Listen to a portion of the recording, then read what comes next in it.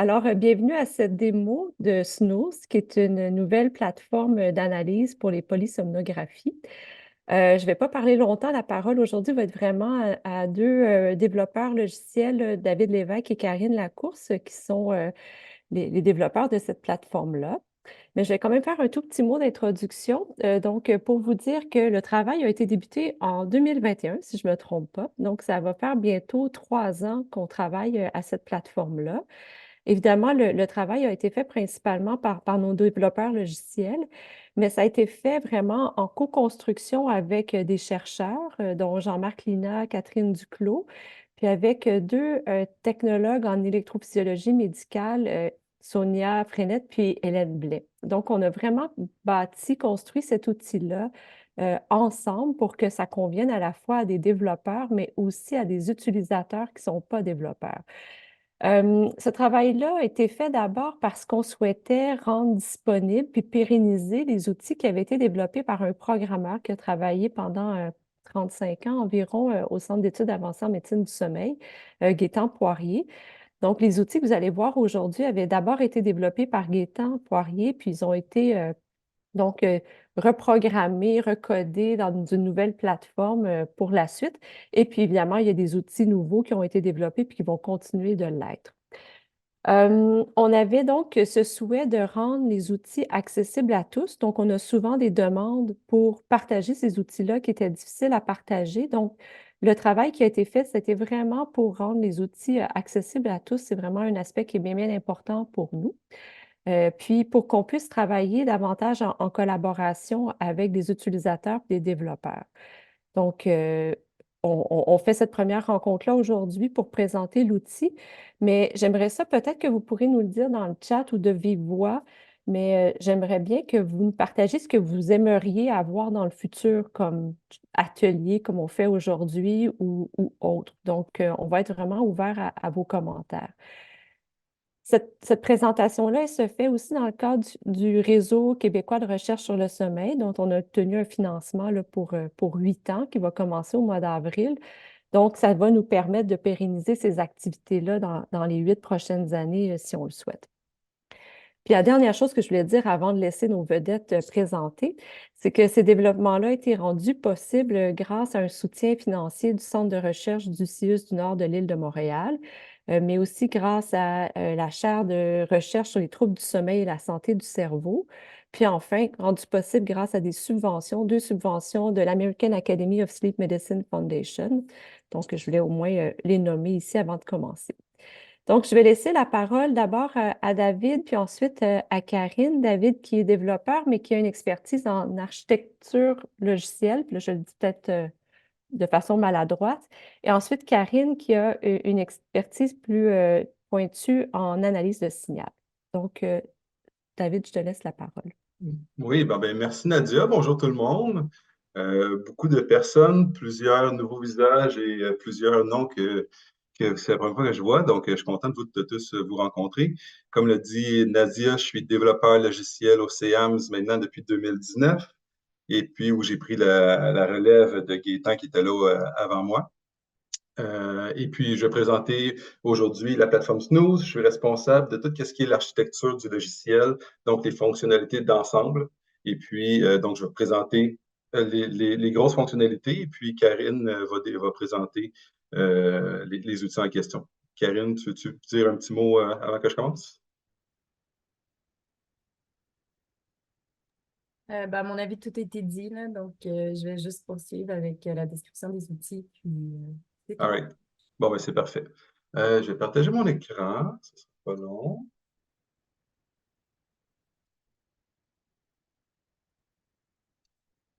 All right. OK. Donc, le projet Snooze. Snooze, comme ça. Comme l'a mentionné Nadia, on avait plusieurs objectifs avec le projet. Pour ceux qui ne sont pas trop au courant, là, qui n'ont pas suivi au fil des années le développement, on avait plusieurs applications qui roulaient sur Windows, qui ont été très, très utilisées dans les 20-30 dernières années. Euh, on avait le besoin de de s'assurer de leur longévité puis que ça va continuer à fonctionner dans le futur.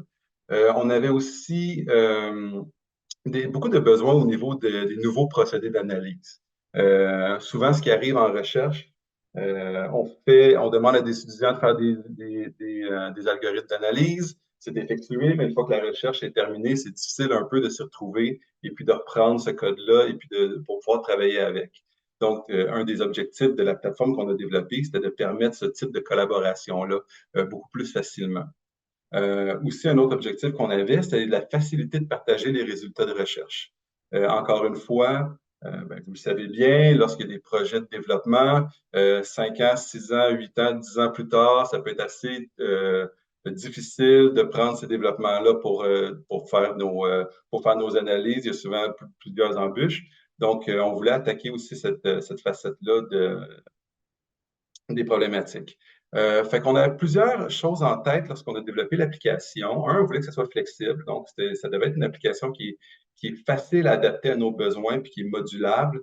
On voulait que ça reste simple parce que bien que les procédés d'analyse qu'on utilise sont complexes, l'interface utilisateur ne doit pas être aussi complexe. On doit avoir une façon pour nos utilisateurs qui produisent une très grande quantité d'analyse de l'utiliser de façon facile. Donc, ça, c'est quelque chose qu'on a gardé en tête tout le long du procédé. Et puis, comme j'ai dit, on voulait que ce soit reproduisible, donc être capable de partager nos méthodologies puis nos paramètres d'analyse. On voulait que ce soit accessible. Précédemment, les applications qu'on utilisait, c'était entièrement Windows. On a de plus en plus de monde sur le Mac et sur Linux aussi. Donc, on voulait un outil qui va être compatible avec les différentes plateformes. Et évidemment, on voulait que ça reste performant parce que les fichiers polysomnographiques sont des gros fichiers qui sont lourds à traiter, surtout les fichiers haute définition qu'on n'a pas encore attaqué, mais qu'on va attaquer prochainement dans le futur. Donc, c'est quelque chose qu'on garde en tête, toujours le côté performant. Donc, sur ça, je vais juste vous présenter l'application et puis, fait qu'on va laisser tomber les slides et on va y aller avec l'application directement pour vous montrer à quoi ça ressemble.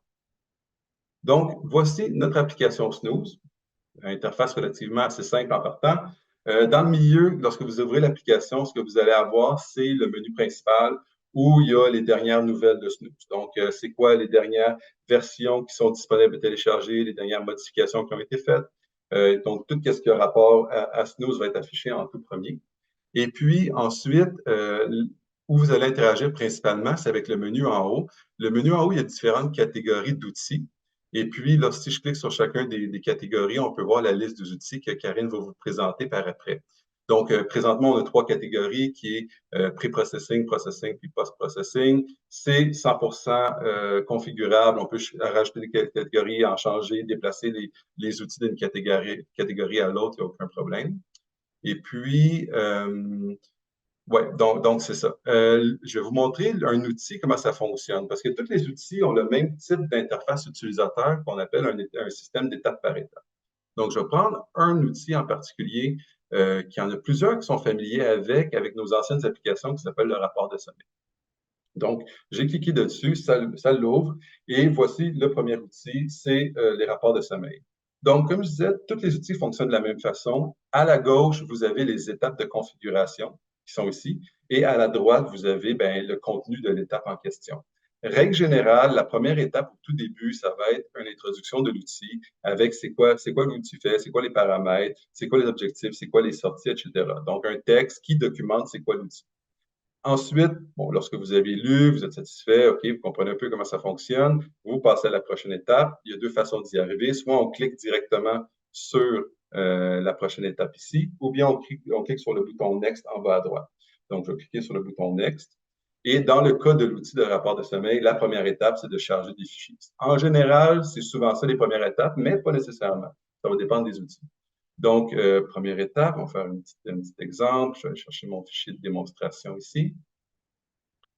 Donc, c'est un fichier de type Harmony. L'application est capable de lire les fichiers Harmony, les fichiers Netus, les fichiers EDF à l'interne. Lorsqu'on va la publier pour nos collaborateurs externes, ça va être seulement EDF. Mais pour l'interne et pour les collaborateurs qui sont proches de nos projets, on va pouvoir partager la version avec Harmony et Netus. Mais pour des raisons légales, on doit garder ça à l'interne. Petit détail. Mais sinon, EDF, ça va être pris en charge là, sans problème. Donc, première étape, j'ai chargé mon fichier. Ensuite, bon, je pourrais changer certains paramètres pour mon sujet, pour mon participant. Une fois que c'est fait, je peux cliquer sur la prochaine étape ici. Et puis, cette étape-là, c'est l'étape de génération, de configuration des rapports d'événements. Donc là, on voit que pour mon fichier, j'ai une liste d'événements, de groupes d'événements qui sont là avec le nombre d'événements qu'il y a à l'intérieur de chacun des groupes. Je peux ouvrir les différents groupes pour voir spécifiquement c'est quoi les événements à l'intérieur. Et puis pour chacun d'entre eux, je peux générer un rapport d'événements. Donc le rapport d'événements, pour ceux qui n'ont jamais utilisé le rapport de sommeil, l'outil Gaëtan, c'est plus de 300 statistiques basées sur les événements qui ont été détectés par nos techniciens experts, et puis par rapport au cycle de sommeil, par rapport au scoring de la nuit. Donc, il y a une panoplie de statistiques qui sortent par rapport à ça. Donc, par exemple, pour les événements d'hypopnée, je pourrais ajouter un, un rapport d'événements respiratoires que je rajoute comme ça ici. Je vais faire la même chose pour les apnées obstructives. Puis, je vais faire aussi pour l'ensemble, pour le groupe au complet, parce que je veux avoir aussi une vue d'ensemble sur le tout. Et je veux le faire sur le micro-éveil parce qu'on va utiliser ça dans un instant aussi, comme ça ici. Chacun des rapports peut être configuré manuellement. Je peux les modifier, je peux modifier les paramètres. Dans le fond, ces rapports-là, qu'est-ce que c'est? C'est des critères de sélection des événements. Donc, les techniciens vont avoir sélectionné une panoplie d'événements. Pour certains rapports, il y en a qui sont valides, il y en a d'autres qui ne sont pas valides. Le fait de sélectionner le rapport permet de décider c'est quoi les critères de sélection de ces événements-là pour que ce soit pris ou non en compte lors du rapport. Ensuite, je suis satisfait de ça, je peux aller à la prochaine étape. Oui, en passant, probablement que si vous levez la main pour poser une question, je ne vais pas vous voir, donc ça va être Nadia qui va avoir la tâche de regarder là, si quelqu'un a des questions, mais n'hésitez pas de m'interrompre en plein milieu si vous avez une question sur ce quoi je suis en train d'expliquer. Donc, prochaine étape, on va aller dans les liens temporels. Donc, on clique à la prochaine étape ici. On est dans les liens temporels. Les liens temporels permettent de faire un rapport des liens temporels entre deux types d'événements. Donc, il y en a un qui se trouve plus souvent avant l'autre ou vice-versa. Donc, il y a plusieurs statistiques par rapport à ça. Par exemple, je pourrais faire un rapport sur l'ensemble des événements respiratoires ici et les micro-réveils, comme ça ici. Donc, je vais cliquer sur lui ici pour avoir ce rapport-là comme ça. En plus, après ça, je suis satisfait. Je m'en vais à la prochaine étape, génération des rapports. Ça me donne la liste des rapports qui vont être générés. Donc, j'ai 4 rapports d'événements qui vont être générés, puis j'ai un rapport d'événements de lien temporel qui va être fait. Je choisis le directory, le folder, le répertoire dans lequel je vais mettre mes résultats. Donc, on va aller dans le démo ici, comme ça. Et puis, une fois que tout est réglé, j'ai un bouton Save Workspace qui me permet de sauvegarder toute cette configuration-là.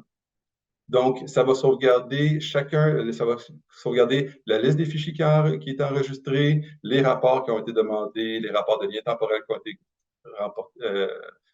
inscrits, et puis tous les autres paramètres. Donc, ça enregistre l'ensemble de la chose. Donc, si vous faites une étude, vous faites une analyse sur une grosse cohorte, avant de la rouler, sauvegarder, puis la prochaine fois, s'il y a quelque chose qui n'est pas à votre satisfaction, vous avez seulement à ouvrir ce fichier-là de Workspace pour reprendre exactement où vous étiez lorsque vous avez généré lorsque vous avez fait votre analyse. Et puis, j'appuie sur le bouton en bas pour démarrer l'analyse. Ça me donne un petit message comme quoi que c'est en train de rouler derrière. Et puis, dans un instant, ça va être terminé. Puis, c'est toujours un petit peu plus long quand on est en Zoom. Et voilà, c'est terminé. Et puis, maintenant, si je veux, je peux aller chercher les rapports. Je vous montre ça dans un instant. Ça ici. Ça ici. Et puis, ça, c'est tous les fichiers de rapport qui ont été générés pour le rapport du sommeil. Donc, il y a un fichier de rapport général. Je vais peut-être le montrer rapidement. Là. Je vais vraiment y aller. Je ne vais pas y aller dans le détail, là, mais juste pour vous donner quand même un peu une idée. Je vais l'ouvrir dans Excel pour vous montrer à quoi ça ressemble. Donc, c'est un rapport pour un fichier. Tu vas avoir le nom du fichier, tu vas avoir des statistiques, des informations par rapport aux participants. Et puis après ça, tu as une panoplie de statistiques qui ont été générées par rapport à la nuit. Évidemment, là, les noms de variables, des fois, ce n'est pas super clair ce que ça veut dire. C'est dur un peu de s'y retrouver. Donc, aussi, ce qu'on va faire pour chacun de nos rapports, c'est qu'on génère un fichier d'information. Fichier d'information qui a le même nom du rapport que vous avez choisi, mais avec le underscore info ici. Si je clique dessus, je vais l'ouvrir dans mon interface de programmeur, mais l'idée, c'est que vous allez avoir le nom de la colonne Excel, le nom de la variable et une description par après. Donc, toutes les variables que vous avez vues, ce sont toutes définies au complet. Puis ça, c'est pour le rapport de sommeil. Donc, comme vous pouvez voir, il y en a vraiment beaucoup. Mais on a essayé en général, tous les rapports qu'on génère dans nos outils ont cette même idée-là d'avoir un fichier qui est généré là, pour faire une description des variables utilisées. Dernier petit point, là, je vais faire un exemple. Lorsque vous êtes terminé, vous êtes satisfait, ça fonctionne bien, vous pouvez sauvegarder le workspace. Donc, on va lui donner un nom ici. C'est comme ça. Donc, le fichier est enregistré. Maintenant, lorsqu'il est enregistré, si je retourne ici à la gauche, je n'ai pas encore expliqué c'est quoi, mais le premier bouton, ça permet de retourner à l'endroit, à la page principale. On voit que dans les fichiers récents que j'ai utilisés, il y a mon analyse ici. Je peux cliquer dessus et ça va charger le bon outil. Ou sinon, je peux passer par fichier ici, faire un load workspace et aller le sélectionner comme ça. Là, je clique dessus, ça va charger l'outil avec tous les paramètres qui ont été remplis pour mon analyse. Donc, tous les outils qu'on développe sont sur ce concept-là. Toujours un système d'étape par étape avec le contenu qui est à droite, qui dépend de quel outil qu'on va faire. Dernier point, on est en version bêta, on veut tester l'application, on veut avoir des feedbacks sur l'application. Donc, on a rajouté un bouton en bas qui est un Give us your feedback. Si vous utilisez un outil, quoi que ce soit qui vous passe par la tête, dites-le nous. Tout ce que vous avez besoin de faire, c'est de cliquer dessus. Ensuite, il y a une petite page qui va ouvrir sur le web pour avoir des feedbacks. C'est disponible en anglais ou en français. Automatiquement, ça va renseigner c'est quoi l'outil qui a été utilisé. Vous pouvez ou non écrire votre nom, votre courriel, ce n'est pas obligatoire. Il y a 3 questions simples. Est-ce que les instructions étaient utiles? Est-ce que l'outil était facile à utiliser? Et est-ce que l'outil était pratique?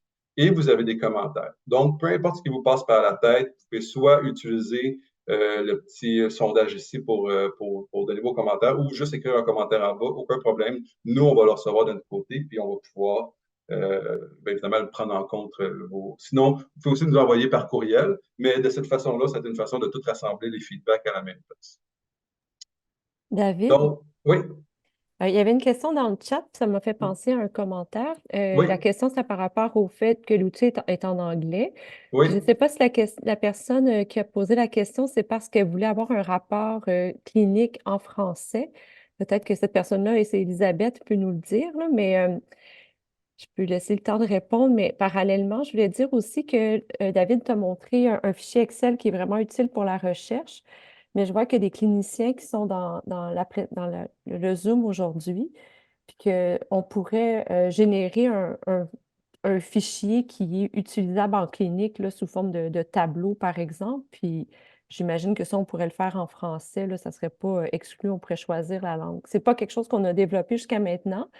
On n'en a pas discuté dans notre groupe encore, mais si c'est une demande des cliniciens, on pourrait le faire. Il faudrait juste que vous nous disiez si c'est une option serait intéressante ou pas parmi les cliniciens.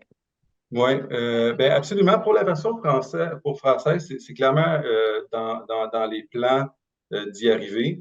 Mais c'est beaucoup de travail de faire la traduction. On a priorisé le développement logiciel, mais c'est comme ça, c'est quelque chose qu'on aimerait avoir en place, de pouvoir changer de langue dans le logiciel. Au niveau des rapports, les noms de variables ne vont pas changer. Les noms de variables vont toujours rester les mêmes, sinon ça devient l'enfer, essayer de gérer plusieurs langues au niveau des noms de variables. Par contre, ce qui pourrait être envisageable, c'est la définition des variables qui pourrait être traduite aussi en français. Et puis, pour avoir un format qui est plus utilisable pour les cliniciens, l'application Rapport de sommeil qui avait été développée par Gaëtan avait l'option de faire un export dans le format HTML, donc très visuel, avec des beaux tableaux, tout le kit. On avait décidé au tout début du projet de ne pas prioriser ça pour vraiment focuser sur le rapport de recherche, mais c'est toujours été dans mon esprit que c'était une fonctionnalité qu'on va devoir ajouter dans le futur. Donc, évidemment, on y va par étapes. On n'est pas beaucoup de développeurs, là, donc on doit prioriser, mais c'est clairement une option, là, quelque chose qu'on va faire dans le futur. Donc, pour la première partie, moi, c'est terminé. Après ça, je vais laisser Karine décrire tous les outils qu'elle a développés. Comme je disais au début, moi, mon rôle, c'est l'architecture du logiciel, les fonctionnalités en général. Karine, elle, c'est vraiment les outils directement. Donc, Karine va vous expliquer les outils qu'elle a développés. Et puis, je vais finir par après là, avec où on s'en va avec ça, c'est quoi qui reste à faire, puis les prochaines étapes. Donc, c'est à toi, Karine.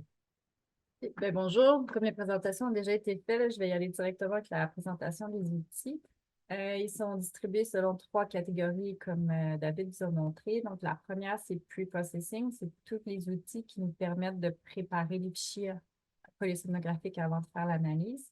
Donc, on a un outil qui s'appelle Annotation Editor qui nous permet de supprimer, modifier, éditer par lot toutes les annotations, question d'uniformiser les cohortes.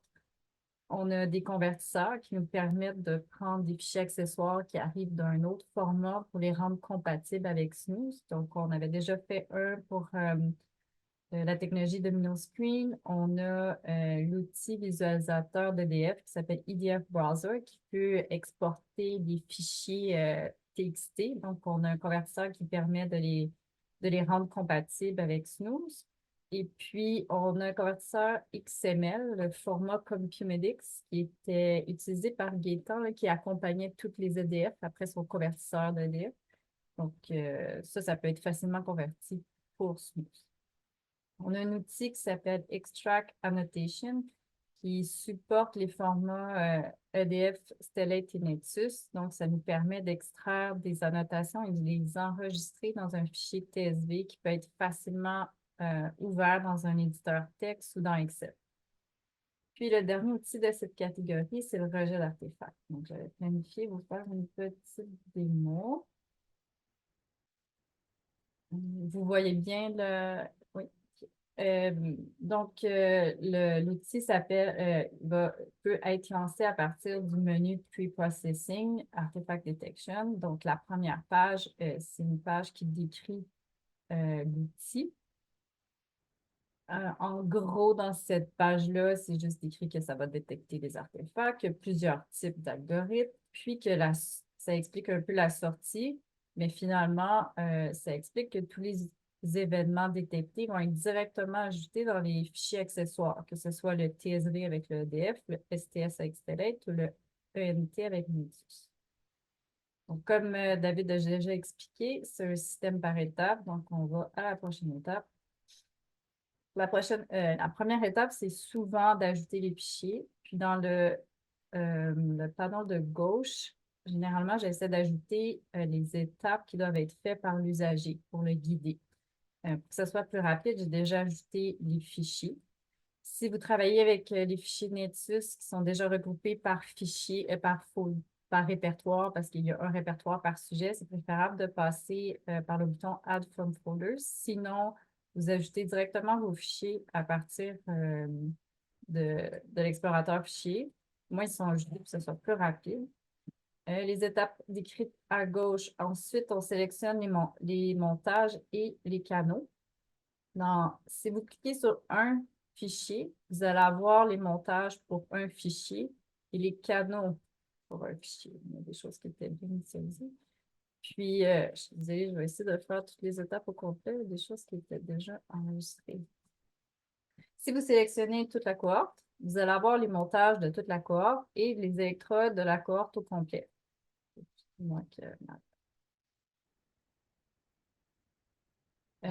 Voilà. Donc, ça va bien avec les EDF, il y a juste un montage, mais on s'entend avec les fichiers Nexus et Stellate, vous allez avoir beaucoup de montage. Donc, vous allez vraiment utiliser le search box en bas pour aller sélectionner vos montages. Mais c'est la même chose qui se reproduit avec les channels. Fait que je vais vous montrer un peu comment naviguer avec la fenêtre qui liste les canaux. Une étape importante, une fois qu'on va sélectionner les canaux qui nous intéressent pour le rejet d'artefacts, mais on voit à droite qu'il y a les alias. Ça, c'est propre à cet outil.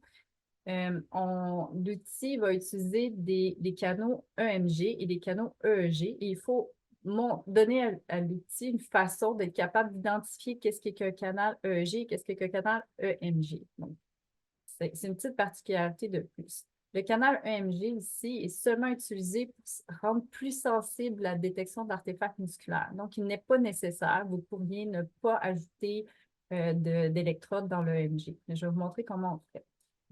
Ce qui est pratique avec les EEG, les EDF, c'est que tous les canaux EEG commencent avec le terme EEG. Donc, si j'écris EEG en dessous, j'ai tous les canaux EEG, puis je peux toutes les sélectionner. Et une fois que les ai mis en surbrillance, je peux utiliser l'alias G. Puis là, je vais avoir une liste unique de tous les canaux qui sont des EEG. Si jamais vous n'avez pas cette étiquette-là et que vous avez une immense cohorte, bien, il y a toujours moyen de sélectionner par électrode. Tu sais, je peux, mettons, FP, je veux toutes les enlever parce qu'ils sont toujours artefactés, ben, je peux les sélectionner en bas, faire Unselect All, puis là, quand je retourne à ma page originale, j'ai déjà fait un travail de bonne sélection. Donc, il y a moyen de bien travailler avec ça. Puis, si vous avez juste un montage clinique, ben, vous pouvez faire C3. Les C3 de tous vos sujets vont apparaître, vous pouvez les sélectionner. Donc, pour le MG, ici, j'ai 2 canaux MG par enregistrement. J'en ai juste besoin d'un, donc je peux sélectionner ceux-là, puis l'ajouter ici. Et voilà. Fait que c'est l'étape la plus complexe, je pense, initialement, surtout que vous avez des cohortes hétérogènes. Mais une fois que ça c'est fait, vous pourriez enregistrer Workspace pour ne plus avoir à le refaire pour cette cohorte-là. Puis vous allez à l'étape suivante. Karine, il y a une Oui. petite question dans le chat, puis en fait plus qu'une, mais il y a une question de Antonio. Je ne sais pas si Antonio, je ne suis pas certaine de comprendre ta question. Peut-être que tu peux la poser de vive voix. Ah oui, c'était juste rapidement que dans la partie de tous les canaux, que ça dit channels, c'est écrit montage EDF, mais c'est le format du fichier, non? C'est ça. Tout à fait. OK, Donc, OK, si OK. vous aviez Stellate ou Natus, là, vous auriez probablement plus d'un montage. Donc, il faut sélectionner un montage par enregistrement. Karine, je pense que la question, c'est peut-être est-ce qu'on devrait mettre format plutôt que montage pour la terminologie? Ah, ben c'est parce que ça donne que ce montage-là s'appelle EDF, parce que l'idée du EDF Ok. existe, l'idée du montage n'existe pas dans l'EDF, donc il y a comme étiqueté cette étape-là, mais si on load un fichier Natus, c'est réellement des montages, puis il y a le montage d'enregistrement, le montage que les techniciens, fait et ces noms-là, c'est les noms de montage qui ont été donnés par les techniciens.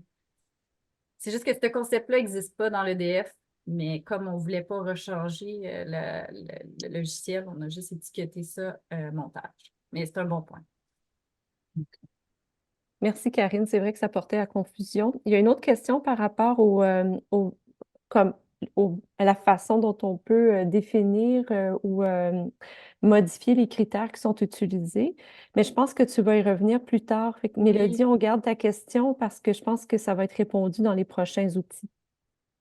Donc, la prochaine étape, il faut juste préciser dans quelle bande spectrale on veut appliquer l'analyse. Au final, si vous n'avez aucune contrainte d'aller de 0 à 100 Hz, allez-y. Si vous avez vous avez une fréquence d'échantillonnage qui est trop petite, il faut pouvoir réduire la fréquence maximale où aller.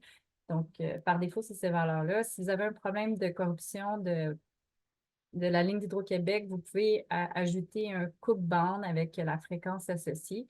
En fait, si votre question de recherche ne va pas près de ces fréquences, par défaut, vous pouvez l'appliquer. Là, c'est toujours valide, mais il y a certains chercheurs qui préfèrent avoir aucune altération fréquentielle. Donc, l'étape qui suit, c'est justement où on va définir les paramètres des détecteurs. En premier lieu, on peut éditer dans quel groupe d'événements vont être ajoutés les détections et leur nom. Par défaut, on utilise le même nom pour chacun des détecteurs, mais si jamais vous voulez connaître les détections de détecteurs en particulier, vous pouvez mettre Specific to each detector, puis pour chaque page de configuration, vous pouvez aller mettre le nom que vous voulez. Par défaut, on les appelle ArtSnooze, mais c'est éditable. Ensuite, vous avez la liste des détecteurs qui vont être roulés. Vous pouvez, si un détecteur fonctionne mal pour votre enregistrement, vous pouvez simplement le décocher et rerouler la détection pour voir si ça fonctionne mieux. J'ai mis quelques notes en bas pour essayer de vous guider, à savoir si vous voulez une détection plus précise, c'est comme qu'est-ce que vous pourriez faire pour changer les seuils. Même chose si vous voulez une détection plus sensible. Ça vous donne des idées de comment les modifier. Puis, ces seuils-là, ils sont modifiables par des pages de configuration associées à chacun des détecteurs. Donc, il y a une petite explication pour chacun des détecteurs, puis les paramètres associés à chacun des détecteurs. Donc, je ne peux pas aller en détail, là, pas aujourd'hui, mais je pourrais faire une présentation que sur le rejet d'artefacts. Mais voici, fait que vous avez une page pour chacun. Puis, une fois que ça, c'est défini, vous avez juste à appuyer sur Run. Donc, pour l'instant, je continuerai, à moins que vous voulez que je réponde plus à des questions sur le rejet d'artefacts. Pour la deuxième catégorie d'outils, c'est la catégorie Processing qui rassemble vraiment les plus grosses analyses. On a le rapport de sommeil que je vais complètement sauter vu que David l'a déjà présenté. On a le rapport de saturation en oxygène qui est séparé parce qu'il doit lire le canal de saturation en oxygène. Ça va détecter les désaturations et exporter le rapport de saturation. On a un outil qui s'appelle Sleep Bounce, qui est simplement une analyse des bouts continus de stade de sommeil. On a un outil pour le découpage des cycles de sommeil. Donc, on a beaucoup de critères de déjà implémentés que vous pouvez sélectionner. Il est possible aussi de générer un hypnogramme par enregistrement. Donc, c'est un PDF haute définition. Puis, vous pouvez aussi avoir un rapport de cohorte qui regroupe le nombre de cycles et les longueurs de cycles pour chaque sujet.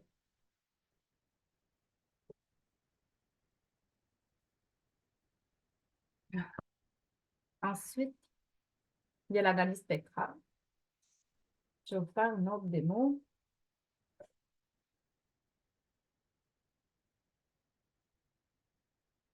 Encore une fois, on a une page qui décrit l'outil. Je ne vais pas vous la lire avec vous, là, je vais suivre les étapes avec vous à la place. Ce qu'il y a de différent avec l'outil précédent, c'est qu'on a un paramètre qui est commun aux prochaines étapes qui vont suivre. Donc, il se retrouve dans une page de configuration sous l'onglet Command Settings. C'est en fait le découpage des cycles. Donc, ici, comme j'expliquais, vous pouvez choisir les critères minimum. Tous les paramètres sont déjà initialisés. Ou choisir d'autres critères qui sont associés à une autre publication. Ceci dit, chaque paramètre est aussi éditable. C'est en fait majoritairement les périodes REM minimum pour considérer les cycles complets. Puis, vous pouvez décider d'inclure ou non les cycles incomplets. Par défaut, c'est minimum norme avec tous les cycles inclus, complets ou incomplets. Prochaine étape, c'est exactement la même page qu'on a déjà vue dans le rejet d'artefacts, sauf qu'il n'y a pas les alias, parce que là, tous les électrodes sont considérés pareil. On roule l'analyse spectrale dessus. Donc, vous ouvrez vos fichiers, choisissez les montages, choisissez les électrodes. Les événements à exclure de l'analyse spectrale. Dans Snooze, ils sont tous déjà... Dans Snooze, les artefacts se nomment généralement artefacts Snooze, mais si vous avez fait le rejet avec les outils de Gator, vous allez avoir comme spec, vous faites juste les sélectionner, puis vous pouvez les appliquer à tous les sujets qui devraient être affichés. Ensuite, vous définissez la bande spectrale de votre analyse, la même chose qu'il y avait dans le rejet d'artefacts. Ensuite, vous avez à sélectionner la section d'enregistrement sur laquelle vous allez faire l'analyse spectrale. Il y a deux grosses options, disons, qui vont définir le reste. Vous pouvez décider de faire l'analyse spectrale sur des annotations sélectionnées. Dans ce cas-ci, si vous sélectionnez ça, le reste de la page se désactive et vous devez, à la prochaine page, sélectionner sur quelle annotation vous voulez effectuer l'analyse spectrale. Vous pouvez imaginer que c'est des sections REM ou des sections d'éveil clean qui vont être ici. Dans ce cas-là, je n'ai pas de section REM, mais j'aurais pu le sélectionner, puis l'analyse spectrale serait faite là-dessus. Mais là, pour l'instant, je voulais vous montrer l'analyse spectrale la plus utilisée qui va être par stade de sommeil. Donc, prochaine étape, vous devez sélectionner les stades sur lesquels vous voulez effectuer l'analyse spectrale. Il y a un score. Vous pourriez l'enlever. Le on-score est surtout utilisé si les gens ont des enregistrements à l'éveil qui n'ont pas scoré, puis ils veulent avoir l'analyse spectrale sur ces sections-là. Donc, ça va. Toute l'analyse va se retrouver dans cette catégorie-là. Sinon, vous pouvez l'avoir séparée par catégorie de stade. Ensuite, vous devez sélectionner la période sur laquelle vous voulez rouler l'analyse spectrale. Vous pourriez ne rien cocher, ça va rouler sur l'enregistrement complet. Mais si vous avez choisi un découpage par cycle et que vous voulez exclure les cycles incomplets, mais ça devient pertinent de rouler l'analyse spectrale sur les cycles seulement. Si vous travaillez avec des événements, surtout en non-REM, ben, vous pourriez vouloir exclure les périodes REM. Donc, si vous avez des stades M2, mais qui sont inclus dans des périodes REM, vous pourriez vouloir les exclure de l'analyse spectrale. Donc, c'est ici ces options-là, c'est à ça qu'elles servent. Karine, Oui. il y a une toute petite question sur ta page précédente concernant le stade 4. Oui. Pour les vieux enregistrements, est-ce qu'on peut cocher ce stade-là? C'est la Pas pour question. l'instant. Au début, il avait été mis, puis la décision a été prise que non. Donc, il va y avoir un travail de pre-processing à faire si vous voulez convertir les stades en stade 4 ou pas. Mais pour l'instant, ce n'est pas supporté. Il faudrait qu'on ait une directive claire, puis on pourrait l'intégrer dans Snooze, là, mais pour la version bêta, vous ne pouvez même pas le cocher. Merci, Karine. Donc, ici, c'était la page qui aurait été utilisée si on avait choisi de faire une analyse spectrale par annotation, mais on a fait par stade. Ensuite, on doit définir tous les paramètres associés à l'analyse spectrale comme telle. Donc, on sait que pour l'analyse spectrale, c'est des fenêtres glissantes. Donc, il faut décider de la longueur de la fenêtre, FFT, en secondes. Plus elle est longue, plus elle va avoir une résolution spectrale fine. Puis le Windows Step, c'est la distance entre chacune des fenêtres. Donc, si la distance est la même que la longueur, les fenêtres sont juxtaposées, il n'y a pas de superposition, donc il va y avoir moins de lissage dans le spectre potentiel. Ensuite, c'est une analyse par mini-bande. Donc, par défaut, la largeur de bande de chaque mini-bande est de 1 Hz, mais vous pourriez l'éditer et aller aussi bas que la résolution spectrale vous le permet. À 5 secondes, vous avez une résolution spectrale de 0,2 Hz. Ensuite, vous devez définir la première bande de fréquence analysée et la dernière bande de fréquence analysée.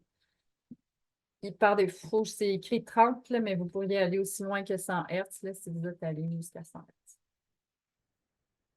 La dernière étape, c'est vraiment les paramètres de sortie de l'analyse spectrale. Si vous avez décidé de faire une analyse spectrale par stade, bien, la première section va être activée. Si vous aviez choisi une analyse spectrale par annotation, mais cette première partie aurait été désactivée, puis vous n'auriez pas le choix de sélectionner l'analyse spectrale par élément. Donc, l'analyse spectrale est faite par stade, mais aussi, c'est possible de l'avoir par heure et par cycle. Donc, si vous laissez cocher toutes les variables, vous allez avoir toutes ces variables dans votre fichier de sortie. Si vous décidez vous intéresser seulement à l'enregistrement total, bien, je vous suggère de garder l'enregistrement total pour raccourcir le fichier de sortie. Là, un détail important, c'est les distributions par heure. C'est vraiment écrit Real Clock Hour Time. Ça veut dire que même si vous faites votre analyse spectrale en M2 seulement, mais ce n'est pas par heure de M2, mais heure de l'enregistrement complet. Puis, vous devez définir votre fichier de sortie, qui est un rapport de cohorte. Donc, tous les sujets se regroupent dans le même fichier. Donc, vous choisissez. Puis, s'il existe déjà, puis que vous resélectionnez le même, ben, ça va ajouter les nouveaux sujets à la suite du fichier. Donc, il vous reste juste à faire Run.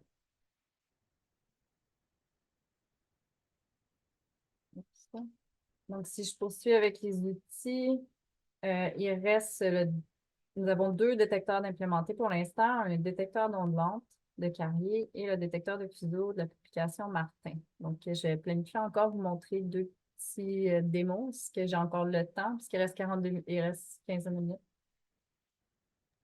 Il y avait une petite question, Karine, dans le chat, à savoir si on peut voir la valeur spectrale par époque. Pas pour l'instant, mais ça peut être une demande, puis après ça, on en discute en réunion, qu'est-ce qu'on priorise, puis on le développe s'il y a un intérêt. De façon générale, on y va effectivement par les demandes, donc les demandes qui viennent de plusieurs groupes puis qui correspondent, comme l'outil est entre autres développé grâce à une subvention de l'ASM. Donc, on regarde aussi qu'est-ce qui était déjà planifié dans cette subvention-là. Mais ça exclut pas qu'il y a d'autres demandes qui peuvent aussi faire l'objet de développement, là. Donc, on est ouvert à en discuter. Mais en même temps, l'information est là, tu sais, parce qu'on la calcule de manière très fine, mais c'est l'information qu'on exporte. Donc, si jamais il y a des développeurs aussi dans l'équipe, là, comme l'outil est déjà là, puis que l'information est déjà là, parfois c'est facile de juste sortir plus d'informations. Donc, à voir. OK. Pour l'outil du détecteur d'ondes lentes, même chose, quand on arrive dans l'outil, on a une description. On a les mêmes paramètres communs, les mêmes entrées, la sélection des artefacts. Je passe vite là, parce qu'on l'a déjà fait puis on manque de temps. Fait que je vais directement à la page où c'est les paramètres qui sont dédiés aux critères de détection. Donc, on peut éditer dans quel groupe vont être ajoutées les détections et le nom des détections. Dans cet outil, on n'a pas le choix de détecter. On ne peut pas juste analyser les détections sans les détecter parce que les caractéristiques d'onde lente sont utilisées pour détecter. On sélectionne les stands pour lesquels on veut avoir la détection d'onde lente. Puis, par défaut, c'est des critères de Carrier, mais il y a toujours moyen de cliquer sur Personalized Settings, puis d'éditer chacun des paramètres qui nous permet de détecter. C'est tout. Je ne vais pas vous donner plus de détails que ça pour l'instant. Puis, pour ce qui est des paramètres de sortie de cet outil, là, on a beaucoup de fichiers de générer. Donc, ça commence à être important que je passe à travers avec vous. Les événements sont évidemment ajoutés directement dans les fichiers accessoires. Mais il y a moyen de générer des caractéristiques des ondes lentes et d'avoir l'information pour chacune des ondes lentes. Donc, il y aurait un fichier de générer par enregistrement où on aurait les caractéristiques de toutes les ondes lentes. Donc, pour avoir cette liste de fichiers-là, il faut cocher to export characteristics of each load. On peut aussi avoir le rapport de cohorte. Donc, chacune des caractéristiques mentionnées ici haut sont moyennées par sujet pour l'enregistrement total et par stade et par cycle. Donc, on a un rapport de cohorte avec chaque ligne qui correspond à un électrode. Pour enregistrer ce fichier-là, il faut que cette option soit sélectionnée, puis vous devez aller choisir où écrire ce rapport. Puis encore une fois, si le rapport existe déjà, les sujets vont être ajoutés. Et on a aussi une série de fichiers qui vont correspondre au stade de sommeil qui ont été sélectionnés par l'usager. Ça, c'est des fichiers qui sont utilisés par l'outil de classificateur qui sont super importants pour être capable de calculer les densités d'ondes blanches selon les catégories pour différents stades de sommeil. Donc, ça fait beaucoup de fichiers. Fait que si vous jamais, dans cet outil, vous décidez d'avoir un rapport de cohorte et que vous générez les caractéristiques pour chaque onde lente, il va avoir un répertoire de créer qui s'appelle Slow Wave Characteristics pour regrouper tous ces fichiers-là. Et la même chose pour les stades de sommeil. Si vous n'avez pas de rapport de cohorte, ces fichiers-là vont être enregistrés au même niveau que vos enregistrements polysomnographiques. Donc, si vous avez des enregistrements Netus, puis vous voulez juste avoir les caractéristiques, mais ils vont être enregistrés dans le répertoire de chacun des sujets. Voilà tout. Donc, pour ça, il vous reste juste à faire Run. Et le dernier c'était l'outil de détecteur de fuseaux. Donc, encore une fois, là, vous devez commencer à être familier. La page s'ouvre, on a une description, on a les paramètres communs, on a la page où on ajoute nos fichiers, la page où on sélectionne les artefacts, la page qui décrit les paramètres qui sont propres au fuseau. Donc, premier paramètre, c'est qu'on définit la longueur minimum et maximum des fuseaux conservés, dans quel stade de sommeil vous voulez avoir la détection de fuseaux, si vous voulez exclure les périodes REM. Dans ce cas-ci, on peut détecter les fuseaux ou simplement réanalyser les fuseaux qui sont déjà détectés. Et éventuellement, on pensait ajouter plusieurs algorithmes de détection de fuseaux. Donc, c'est pour ça que les paramètres qui sont associés aux algorithmes sont dans des pages définies et propres à l'algorithme. Donc, si vous voulez avoir les paramètres de Martin, vous devez cliquer sur la page de configuration Martin. Vous avez la publication, un peu de détails sur le fonctionnement de l'algorithme, le groupe dans lequel vous voulez ajouter les événements, le nom des événements et les paramètres dédiés à l'algorithme Martin. Donc, son seuil qui est par défaut de 95, si vous voulez recalculer le seuil par cycle de sommeil, si vous voulez le rendre plus précis parce que l'algorithme a une résolution temporelle assez grossière là, de 0,25 millisecondes. Donc, il y a une stratégie qui a été codée par Gator qui permettait d'allonger le fuseau aussi de manière plus précise. Et la dernière étape, qui ressemble un peu à l'outil précédent, c'est ça explique les sorties.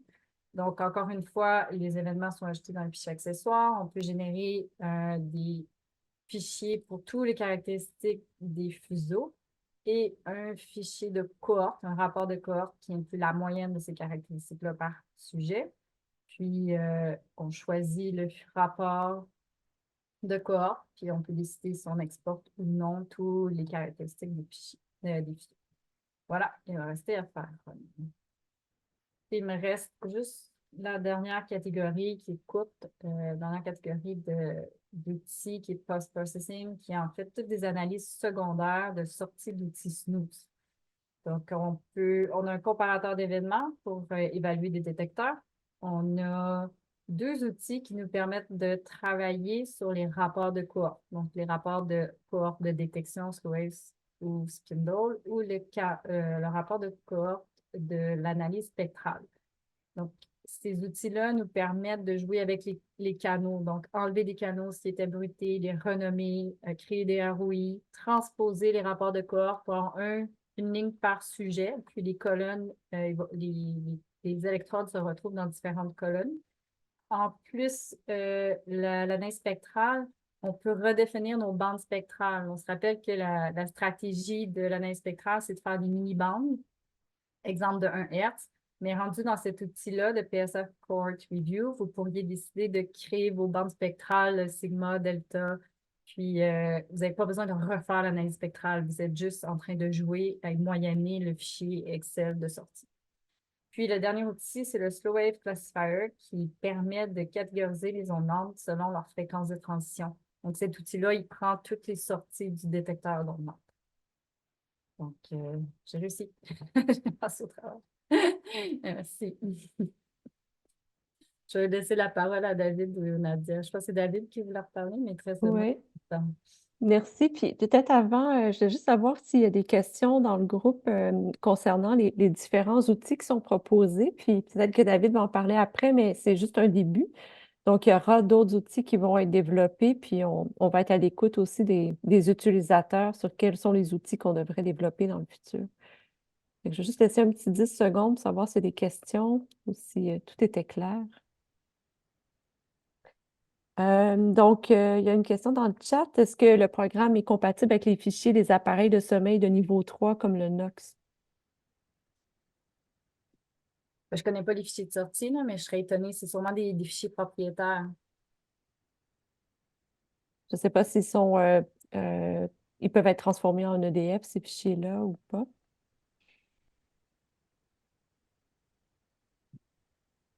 Dans le futur, on va être capable de rajouter d'autres fichiers qu'on va supporter, mais présentement, c'est seulement EDF. La plupart des systèmes d'acquisition permettent d'exporter en EDF, donc il faut juste faire la conversion en premier avant d'utiliser les outils. Merci, David. OK. Ah. Je vais continuer. Il reste pas beaucoup de temps, fait que je vais y aller vite. Mais il reste ça va être un peu un teaser pour la suite. Dans le fond, vous voyez bien, oui. L'application, comme vous avez vu, on peut faire vraiment beaucoup d'outils avec. C'est super flexible, c'est super modulable. Ce qu'on ne vous a pas encore montré, c'est tout ce qui se cache derrière. Fait que je ne vais pas y aller trop dans le détail, mais je vais quand même vous donner un petit aperçu. Les boutons sur le côté ici, c'est les boutons de navigation. On a vu le premier, c'est pour retourner à la page principale. Ça, pas de problème. Le deuxième, avec les lignes, c'est pour aller aux étapes par étapes. Mais le troisième, c'est le schéma bloc derrière. Donc, derrière chacun des outils qu'on a développés, il y a un schéma bloc comme ça. Ce schéma bloc-là, c'est ce que nous, on utilise, moi et Karen, on utilise pour développer les outils.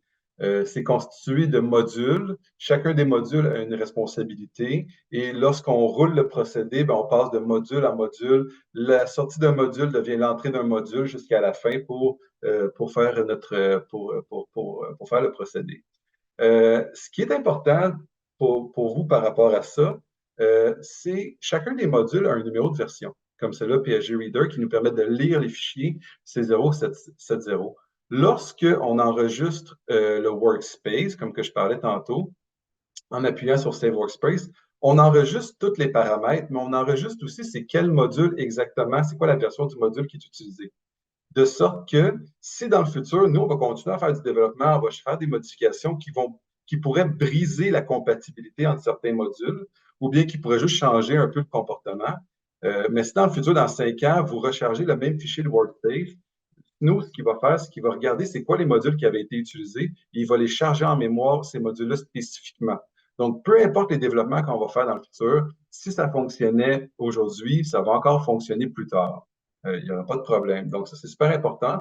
Et puis, tout ce système-là de modules permet à d'autres développeurs de aussi créer leurs propres modules et de les partager. Donc, on est capable, par exemple, dans les préférences, on a un petit menu préférences qui nous permet de faire la liste de tous les packages qu'on utilise avec tous les modules. Fait que là, on peut voir ici que à l'interne, on a développé 2 types de packages différents. Un pour les modules, l'autre pour les outils.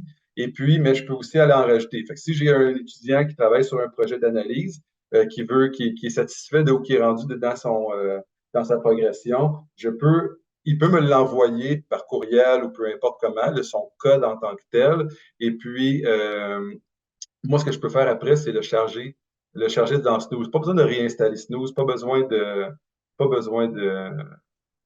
c'est pas très compliqué. Donc là, vous voyez, j'ai rajouté un package avec des nouveaux modules qui permettent de faire du traitement de signal. Je peux en rajouter un autre qui va être des outils, comme ça ici, qui est un package d'outils qu'un développeur étudiant aurait fait.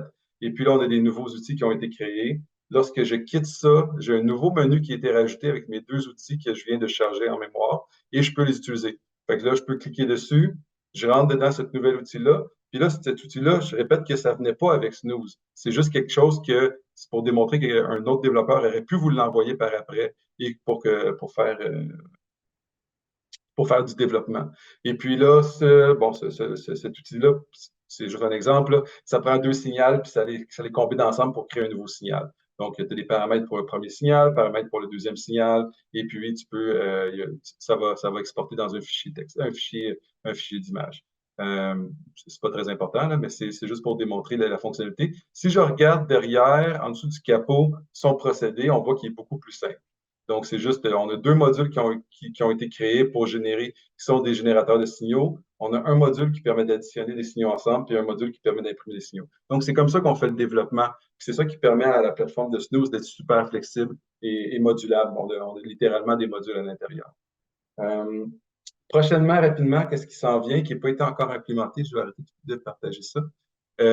On travaille maintenant, là vous avez vu des outils pour faire les analyses, on n'a pas encore d'outils pour visualiser les données, c'est quelque chose sur lequel on travaille présentement puis qui va s'en venir dans les prochains mois. Donc on parle de façon de visualiser les signaux, regarder les événements sur les signaux, être capable de cliquer sur un signal et puis de faire une détection d'artefacts ou bien une détection de fuseaux dont on entre directement. Donc, un viewer, comme vous êtes habitué d'utiliser avec Netus, Harmony, AWS Browser, etc. Donc, c'est quelque chose qu'on est en train d'implémenter, encore en utilisant le même concept de module, que d'autres développeurs vont être capables de créer leur propre viewer et l'intégrer à l'application. Donc, il faut vraiment voir le Snooze comme étant vraiment une plateforme applicative. C'est très, très, très configurable et extensible, très flexible comme système. Donc, il reste 3 minutes. Je pense que je vais te laisser le mot de la fin, Nadia. Ben, c'est bon, merci David. Il y a une question dans le chat. Est-ce qu'on peut générer un texte automatique pour citer ce qui a été utilisé dans l'outil, donc pour écrire notre article, par exemple? Ben, c'est une super bonne question, puis c'est une super de bonne idée. Puis c'est vraiment c'est vraiment dans l'esprit dans lequel on est en train de développer le logiciel. Donc, présentement, non, parce que quand tu sauvegardes un workspace, en théorie, ça te donne toutes les informations, mais c'est pas super intelligible pour les humains, là. C'est un fichier JSON qui est un peu codé, là. C'est pas super pratique, mais on pourrait très bien penser à une façon de le faire de façon plus user-friendly, si on veut. Mais oui, c'est clairement quelque chose qu'on pourrait rajouter et qui va dans l'esprit du logiciel. Parce qu'en fait, tout est en place parce que non seulement les outils ont leur version, les modules ont leur version, mais il y aurait moyen de juste préciser de manière simple quel outil avec sa version a été utilisé, donc, et la version de Snooze. Donc, à partir de là, c'est facile pour un autre de répliquer l'étude. Ouais. Puis, tu sais, lorsque vous enregistrez vos workspaces, admettons que vous faites une publication, un article, dans vos fichiers additionnels, lorsque vous publiez l'article, vous pourriez très bien mettre votre fichier de workspace qui permettrait à quelqu'un de le prendre, télécharger Snooze et de repartir à partir de là directement. Parce que le fichier de workspace, il sait exactement c'est quel module qu'il va avoir besoin d'utiliser. Donc, même si ce n'est pas visible facilement pour un humain, ce qui est à l'intérieur de ce fichier-là, ça c'est quand même utilisable là, pour de transmettre à quelqu'un. On peut l'utiliser aussi. On est en train de faire, vous êtes en train de faire une analyse, vous faites un paquet de configurations au niveau des détections d'artefacts, puis vous vous dites, ah, OK, là, si j'aime ça, ça fonctionne bien. Si on regarde le workspace, on envoie le workspace à un collègue, un collaborateur. Lui, il prend de son côté exactement les mêmes configurations que vous, puis il peut repartir de là pour traiter ses propres données à lui, par exemple. Donc, ça, on peut faire ça déjà en ce moment. Merci, David. Donc, on termine l'heure. Évidemment, je pense que Karine et David sont sûrement disponibles pour les quelques prochaines minutes si vous avez des questions. Nous, on va être à la recherche de bêta-testeurs. Donc, si vous êtes intéressé à tester l'outil à la fois comme utilisateur ou comme développeur, vous pouvez nous contacter. Puis, on va être ouvert à toutes vos suggestions pour la suite. Puis, si vous avez des idées sur comment vous voulez on crée une sorte de communauté de pratique, donc peut-être par des ateliers comme celui-ci, avec peut-être des thématiques plus spécifiques dans le futur, vous pouvez nous écrire vos idées dans le chat ou les communiquer avec nous. On est vraiment intéressés à vous entendre pour entendre vos besoins. Mais merci à Karine et David d'avoir présenté aujourd'hui, puis on reste disponible si vous avez des questions.